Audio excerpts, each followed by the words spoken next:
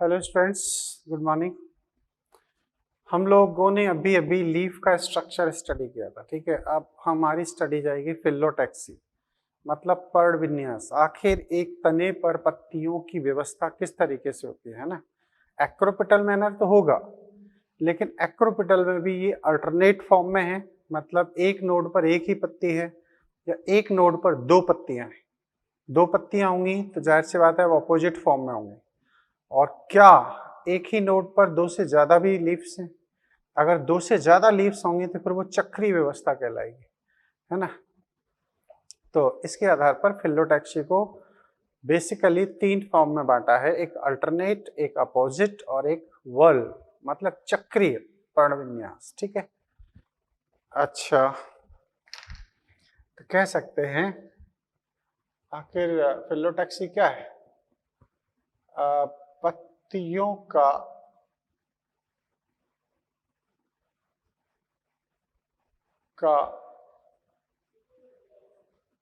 तने पर व्यवस्थित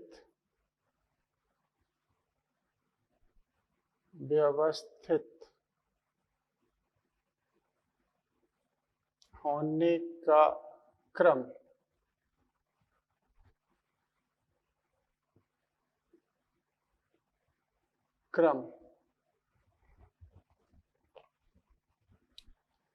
पर्णविन्यास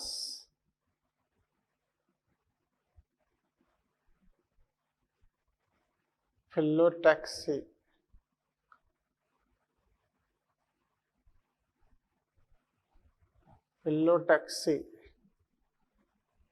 कहलाता है।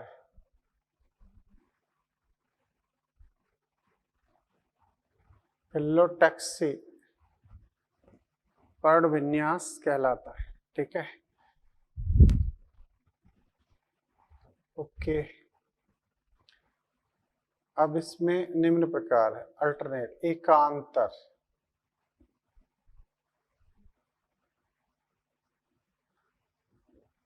अल्टरनेट,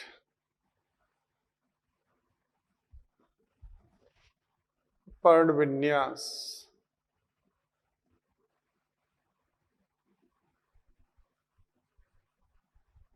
ठीक है। एकांतर पर्णविन्यास ये क्या है? जब तने के एक पर्व संधि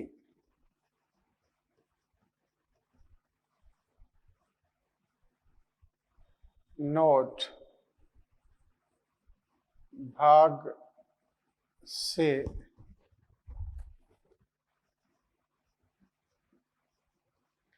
एक ही पत्ती उत्पन्न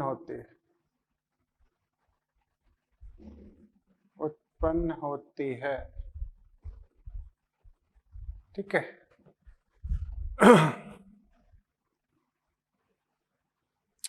एकांतर पर्णविन्यास कहलाता है। विन्यास कहलाता है। उदाहरण सरसों,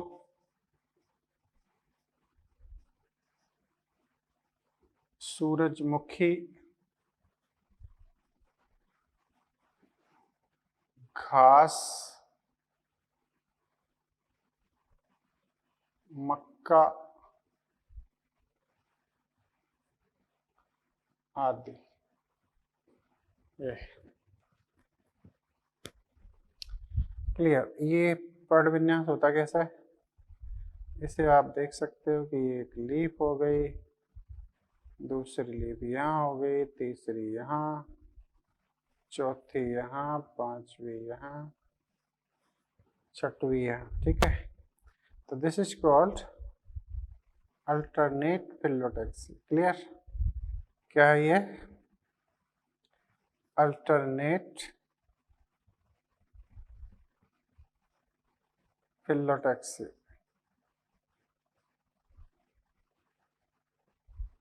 क्लियर?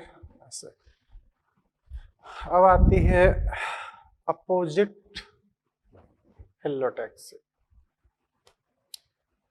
अभिमुख। अभिमुख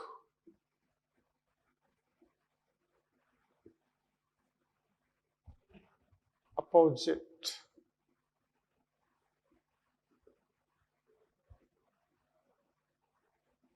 पर्ण विन्यास।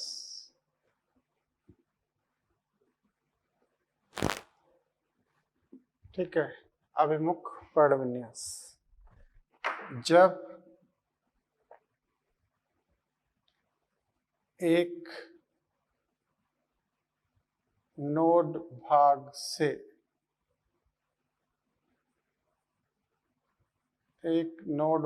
से युग्म में पत्तियां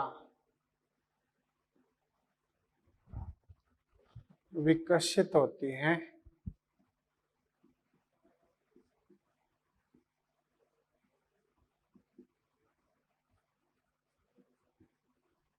तथा वह एक दूसरे के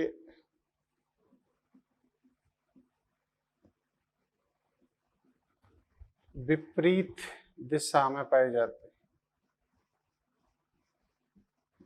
विपरीत दिशा में पाई जाती हैं, तब इसे अपोजिट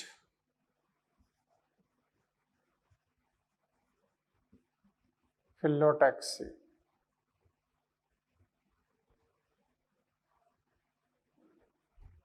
कहते हैं। ठीक है, अब ये दो तरीके की होती है। कौन कौन? ये एक है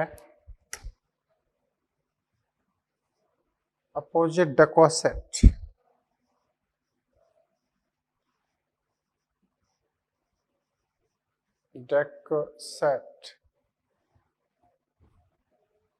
अभिमुख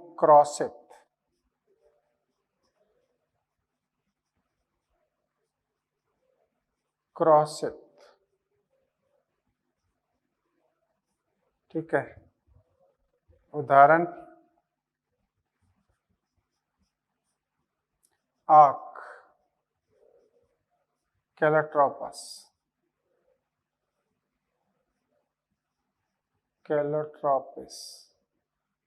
ठीक है, ऐसे ये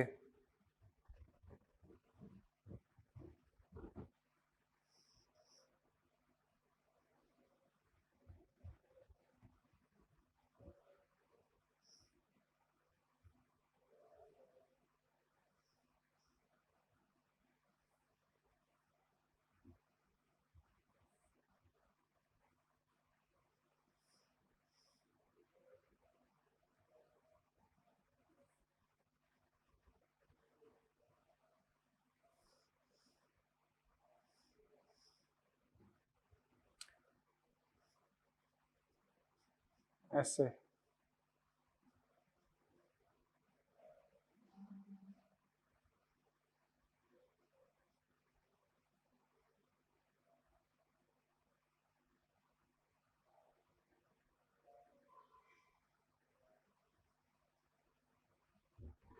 ऐसे ये अपोजिट फिलोटैक्सी कहलाती है ना। दो ऐसे दो ऐसे। तो आक है, इसके बाद में तुलसी में होता है, और साल्विया।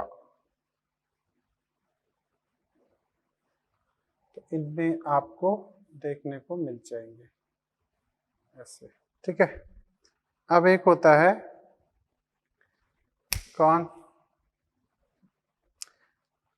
अपोजिट आइसोबाइलेटरल। इसका जो सेकंड पार्ट है वो है अपोजिट आइसोबाइलेटरल। अपोजिट आइसोबाइलेटरल, अपोजिट आइसोबाइलेटरल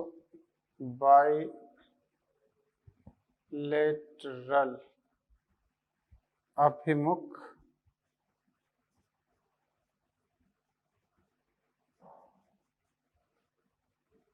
समद्विपार्श्विक, ठीक। उदाहरण अमरूद, गुआवा। इसमें क्या होगा, एक पत्ती इस नोड से, एक पत्ती आपकी इस नोड से, ऐसे। तो ये है अमरूद, गुआवा, ठीक है।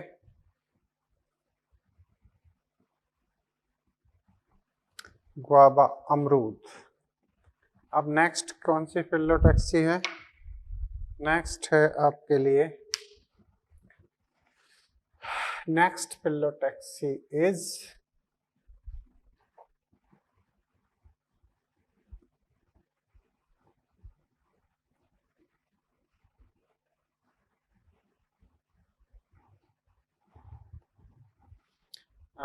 चक्रीय,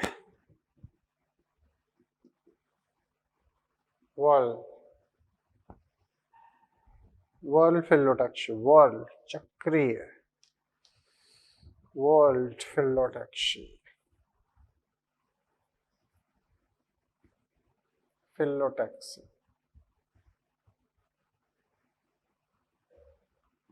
world, world WHORL, world phyllotaxy.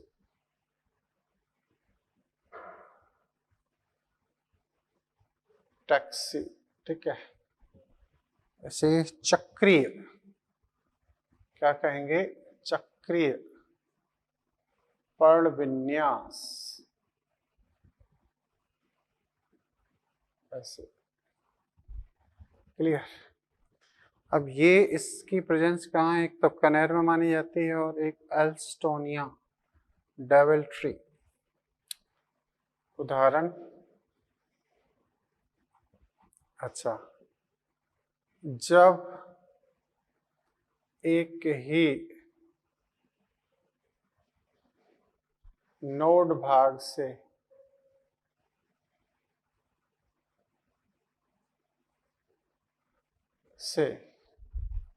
दो से अधिक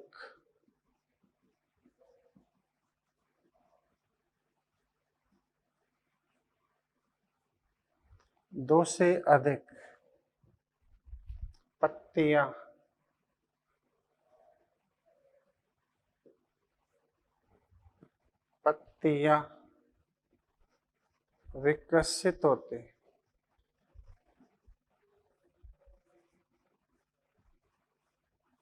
विकसित होती हैं, नोड भाग से दो से अधिक पत्तियां विकसित होती हैं, ठीक है। चक्रीय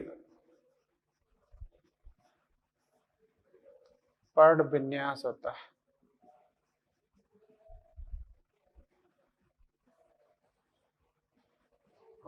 है, ठीक। उदाहरण,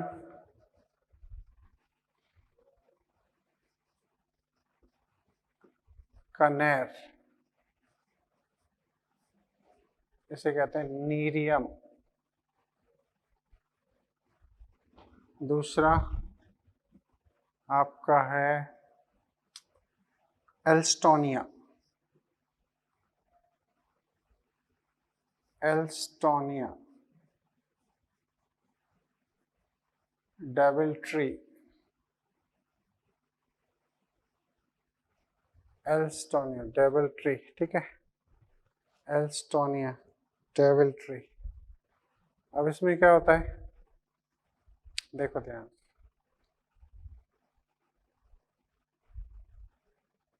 ऐसे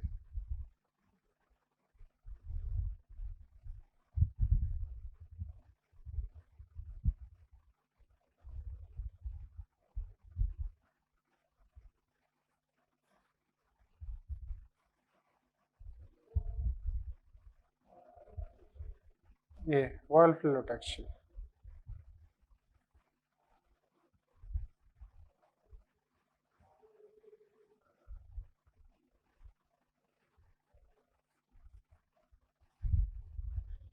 लाइक दिस, ठीक है। तो इसे हम चक्रीय पर्ण विन्यास कहते हैं। यहाँ पर पत्तियां चक्र में व्यवस्थित होती हैं, एक से ज्यादा जो लीव्स हैं वो एक ही नोड से बनती हैं। यहाँ पर आप देख रहे हैं हर नोड से दो ही दो लीव्स बन रही हैं, अल्टरनेट आप समझ ही चुके हो, है ना। तो ये पर्ण विन्यास है ना। हमें इनको याद रखना, इससे ज़्यादा है तो बहुत सारी स्टडी, लेकिन आप इनको याद रखें। क्लियर। अब हम नेक्स्ट चलते हैं, टाइप ऑफ लीव्स। अच्छा, वेनेशन पढ़ना है अपन को।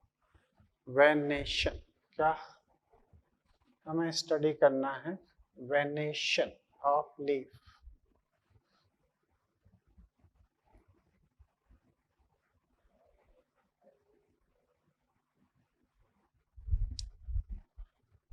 Venation, next heading is venation. Venation का मतलब होता है सिरा विन्यास।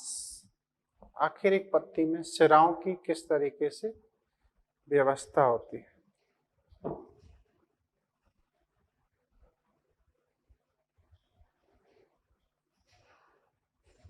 Clear. Venation of leaves,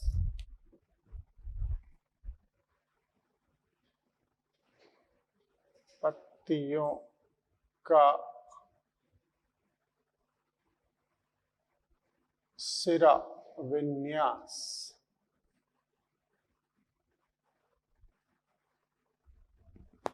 venation of leaves,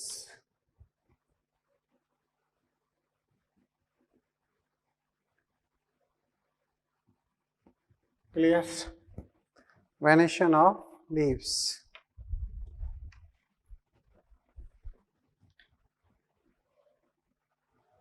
पत्तियों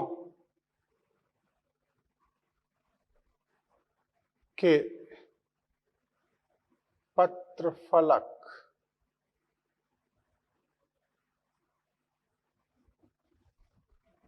लीफ लेमिना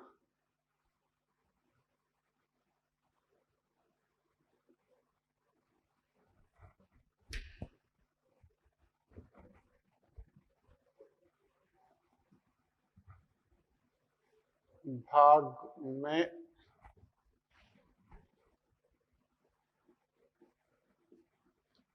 सिराओं वेन्स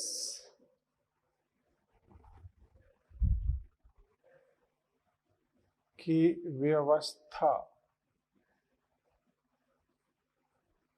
का क्रम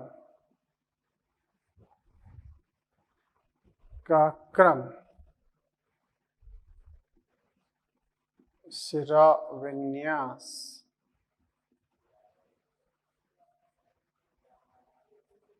कहलाता है।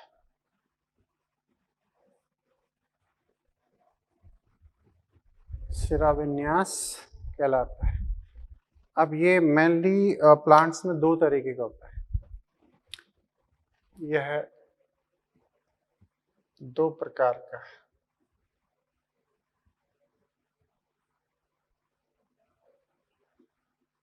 ठीक है, एक है जालिकावत,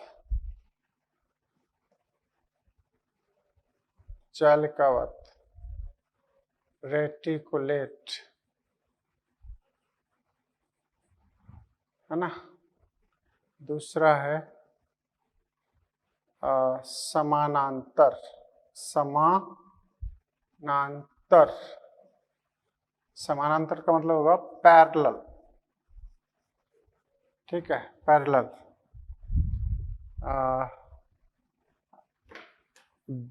सिरा विन्यास है ना, अच्छा ये सिरा विन्यास की ही बात हो रही है, तो क्या बात करें।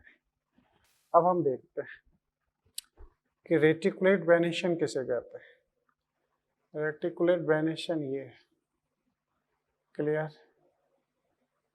ऐसे ये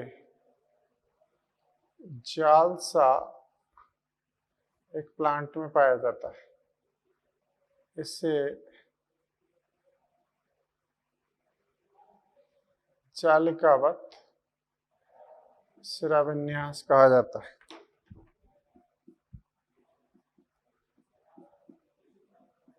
this is called reticulate venation, ठीक है।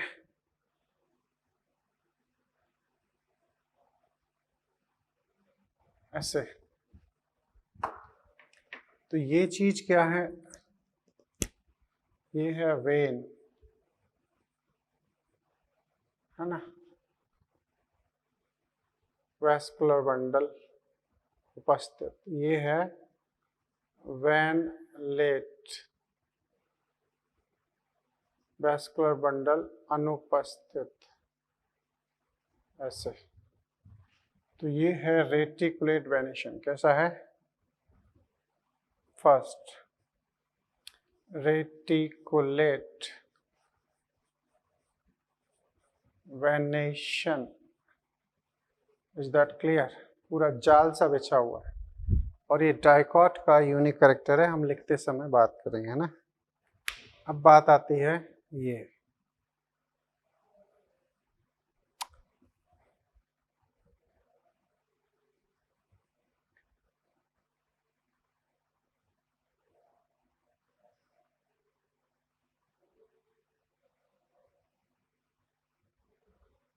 ठीक। अब इसमें क्या है, एक होती है मिड वेन, ये थोड़ी सी चौड़ी होती है, ठीक। बाकी सब कैसी होती हैं, बाकी सब पैरेलल होते हैं,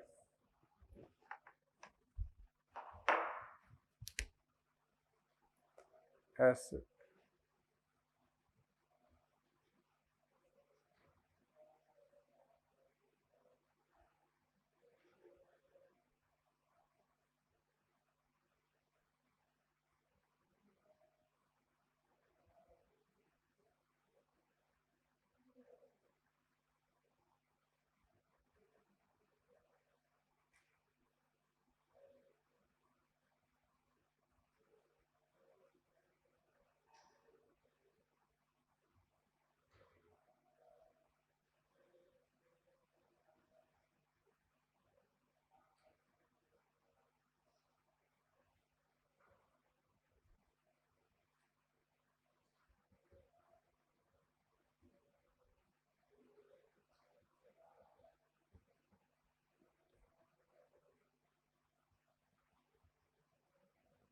ठीक,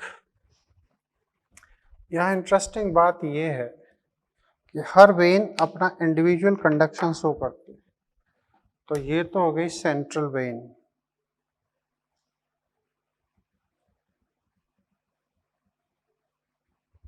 this is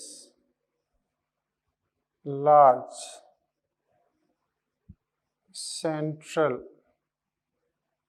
when,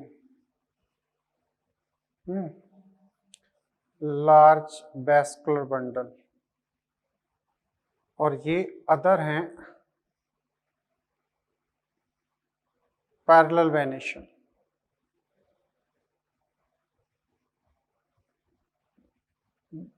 parallel veins, parallel small when, small when, है ना, छोटी वेन यहाँ पाई जाती है, लार्ज वेन सेंटर में पाई जाती है।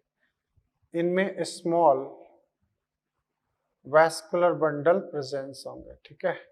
और यहाँ पर वैस्कुलर बंडल प्रेजेंस होगा, वो लार्ज वैस्कुलर बंडल होगा। अब ये चीज है सेकंड। सेकंड का मतलब पैरेलल वेनेशन। वेनेशन, ठीक है, पैरेलल वेनेशन, समानांतर सिरा विन्यास। इसे तो हम जालिका होती है समानांतर, ठीक है जी। ये पाया जाता है डाइकॉट लीव्स में। कहाँ पाया जाएगा? Dicot leave. And this one found in monocot leaves. Monocot leave, है ना। तो ये डाइकॉट में और ये प्रेजेंस होगा आपके मोनोकॉट में। क्लियर? एक एक की स्टडी की जाए। अब हम बात करते हैं इसकी जालिकावत। इसे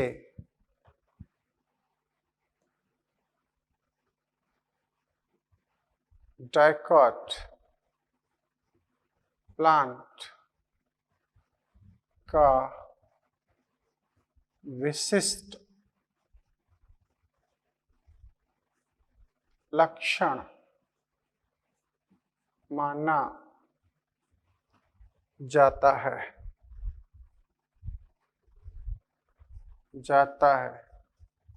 ठीक है। मिड रिब, मध्य सिरा,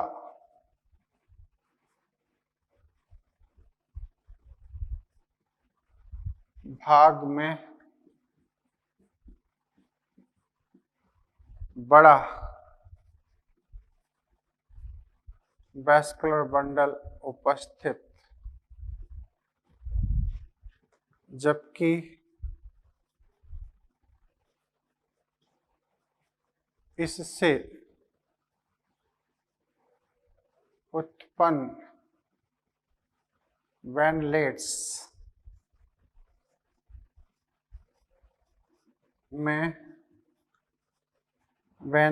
में वैस्कुलर बंडल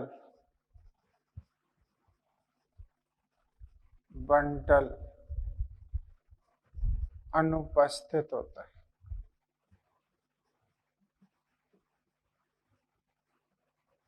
अनुपस्थित होते हैं, ठीक है।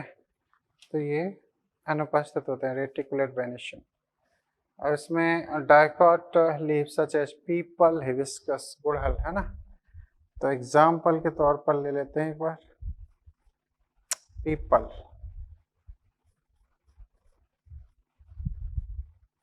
बरगद,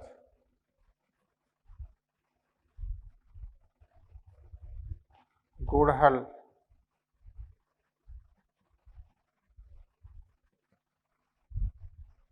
आदि। पीपल, बरगद, गुड़हल आदि। तो ये है रेटिकुलेट वेनेशन, ठीक है जी। इनके मुख्य जो सिरा होती है उसमें वैस्कुलर बंडल पाए जाते हैं, लेकिन वैन लीड्स में वैस्कुलर बंडल प्रेजेंस नहीं होते हैं। अब हम नेक्स्ट बात करेंगे ये पैरेलल वेनेशन, ठीक है। ध्यान समझना, ये खास है, ये शब्द नहीं है, इंपॉर्टेंट काफी है, छोटी छोटी चीज है। नेक्स्ट है पैरेलल वेनेशन।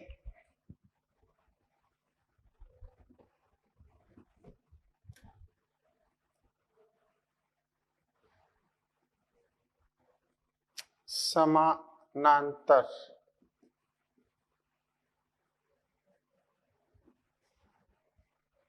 पैरेलल सिरा विन्यास।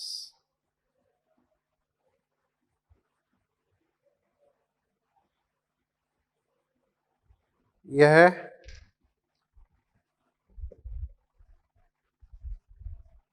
मोनोकॉट प्लांट्स का विशिष्ट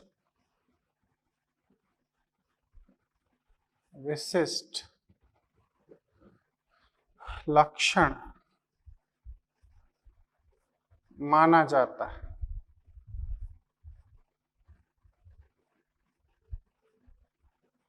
ठीक है, मोनोकॉट प्लांट्स का विशिष्ट लक्षण माना जाता है। इसमें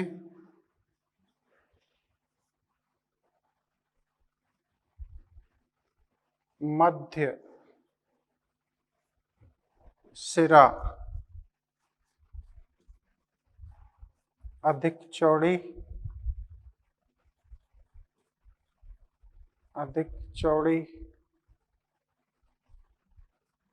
जबकि अन्य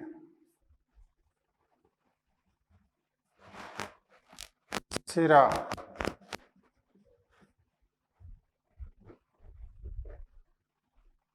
छोटी या कम चौड़ी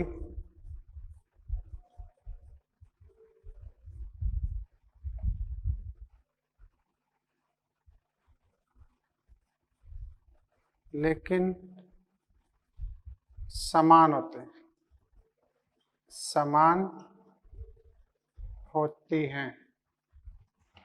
सभी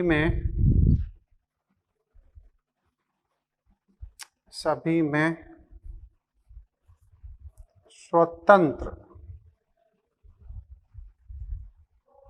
संवहन प्रक्रिया होती है।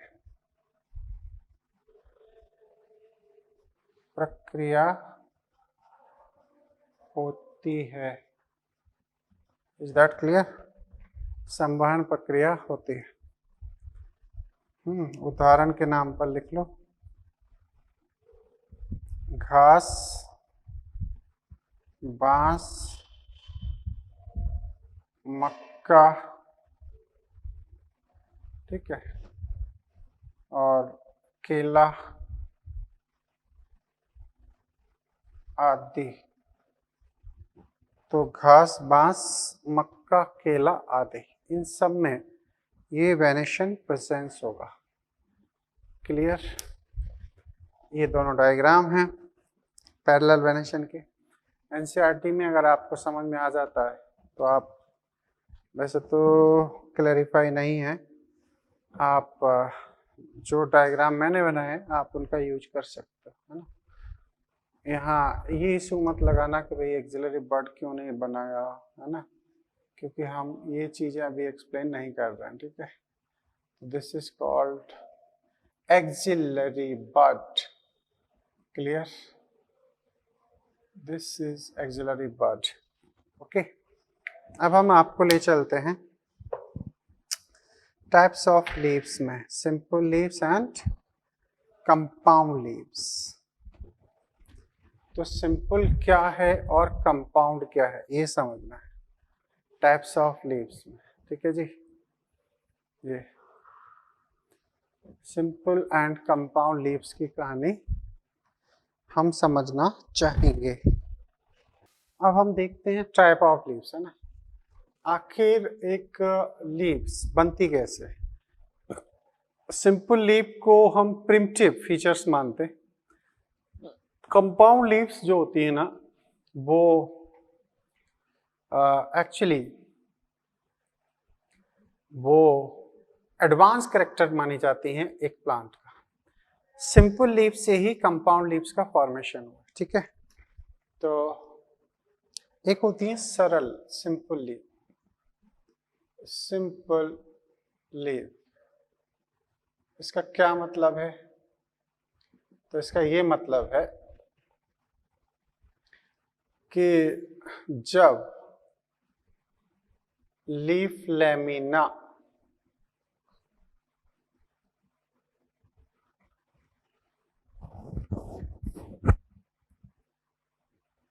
एक ही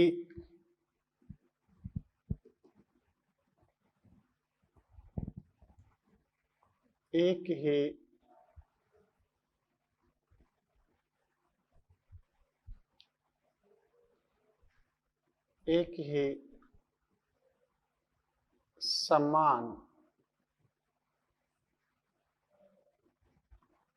संरचना के रूप में होता है।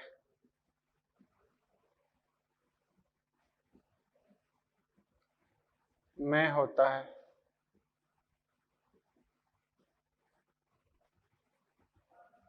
तथा यह पूर्णतः मध्य सिरा तक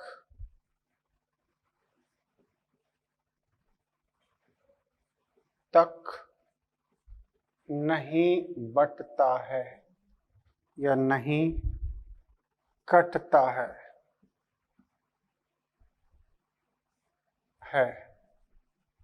ठीक है। पर्ण आधार में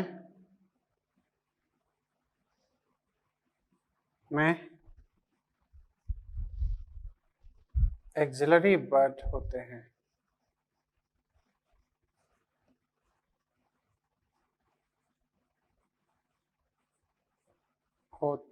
क्लियर। एक्सिलरी बट पाए जाते हैं। अच्छा, जैसे ये लीफ है, दिस इज स्टेम, ऐसे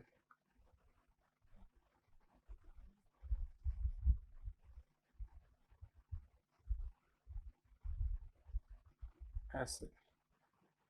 तो ये लीफ एक्चुअली सिंपल लीफ कहलाएगी। यहाँ एक्सिलरी पार्ट है ना, सिंपल लीव्स। हम इस लीव्स को भी सिंपल कहेंगे, देखो जरा।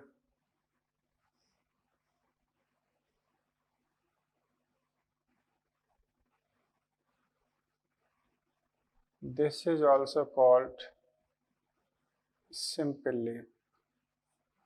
Okay, both are simple leaves. अभी ये सिंपल लीफ, सरल पत्तियां हैं। ठीक है, सरल पत्ती को पौधों का प्राचीन लक्षण माना जाता है।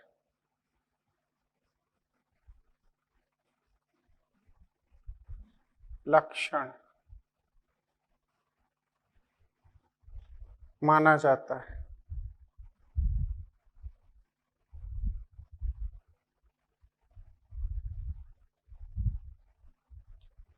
जबकि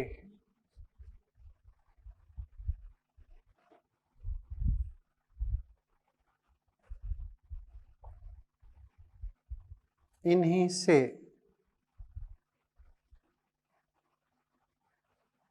से संयुक्त पत्ती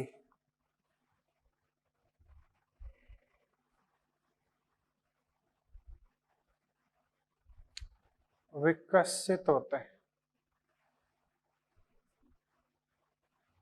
विकसित होते हैं मीन्स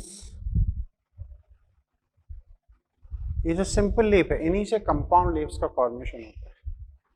अब यहां हम पढ़ने जा रहे हैं कंपाउंड लीव्स, संयुक्त पत्ती।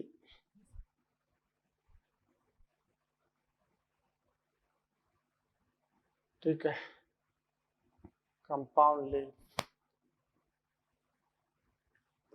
क्लियर। जब लीफ लेमिना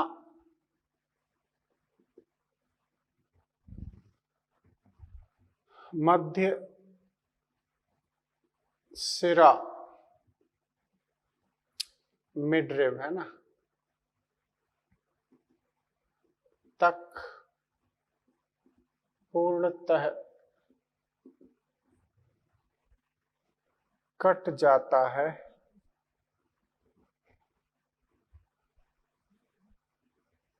कट जाता है।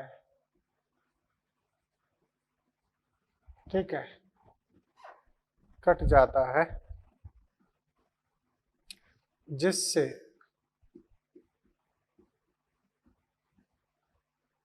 जिससे लीफलेट्स का निर्माण होता है, जिससे पत्रक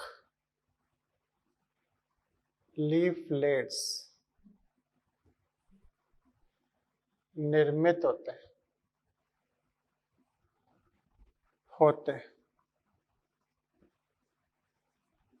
ठीक है, लीफलेट्स निर्मित होते हैं। अच्छा जी, इन्हें पौधों का विकसित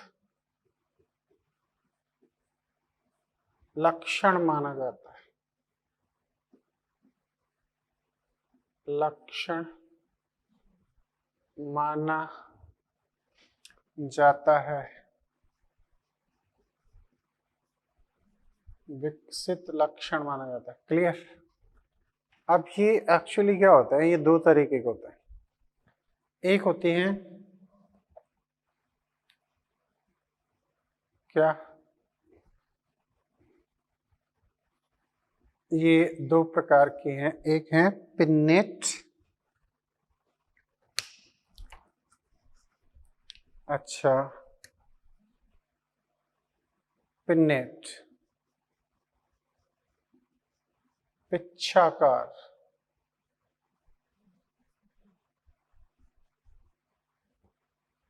और एक है पामेट।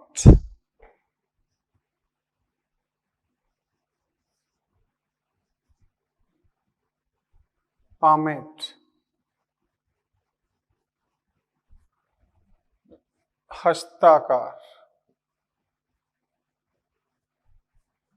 ठीक है,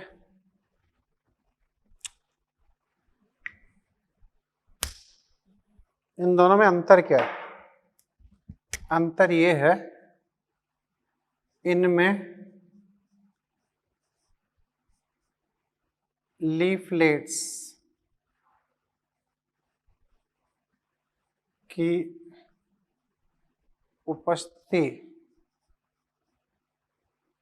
या उत्पत्ति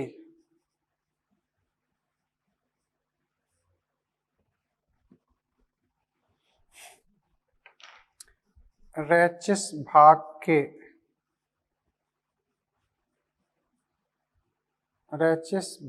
के अलग अलग स्थानों से होती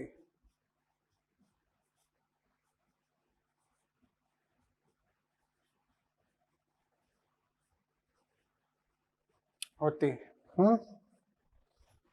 अब देखो, ये एक लीफ है। गुलाब की पत्ती तो सबने देखी होगी, इसे तो एक लीफलेट ये हो गया, एक लीफलेट ये हो गया, ऐसे ऐसे। तो ये लीफलेट्स क्यों?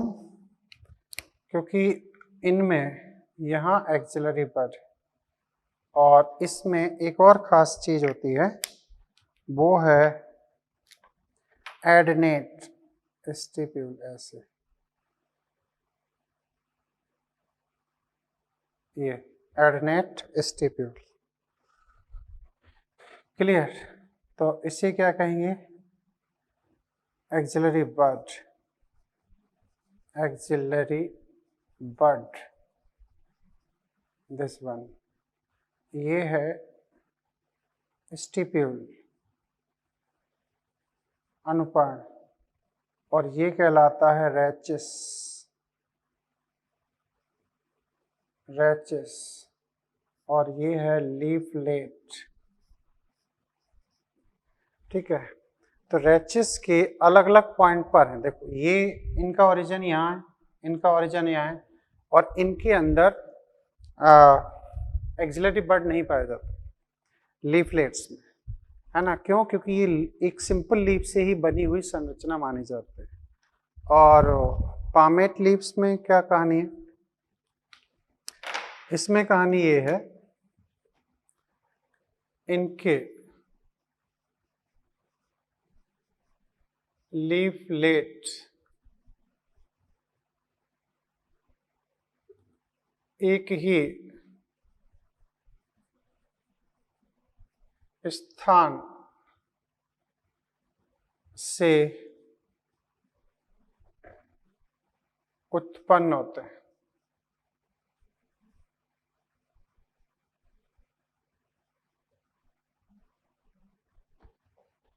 लीफलेट में axillary bud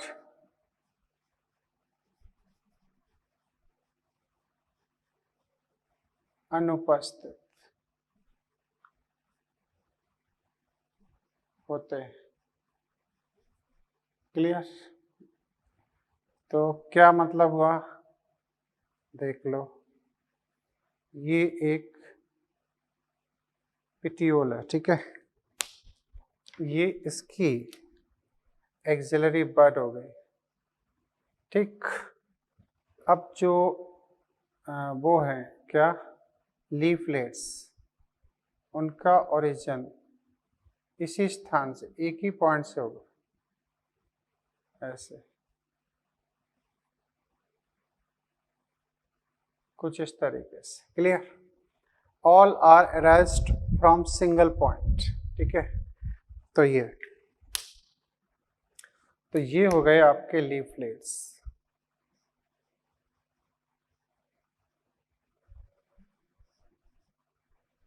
origin point of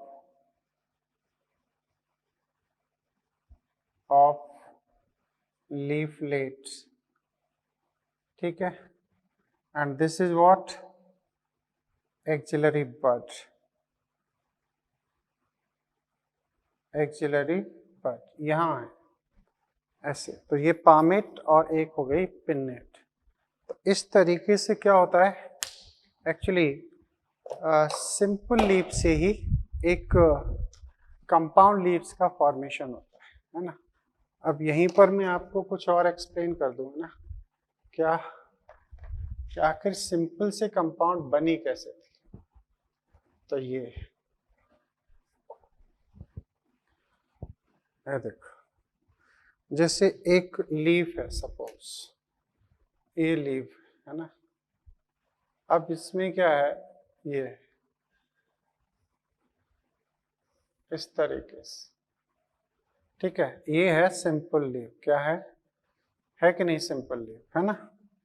अब यही कंपाउंड में कैसे बदल जाएगी, तो यही कंपाउंड में ऐसे बदलेगी कि ये जो पार्ट है ये अब कन्वर्ट हो जाएगा, ये हिस्सा एक लीफलेट में कन्वर्ट हो जाएगा ऐसे।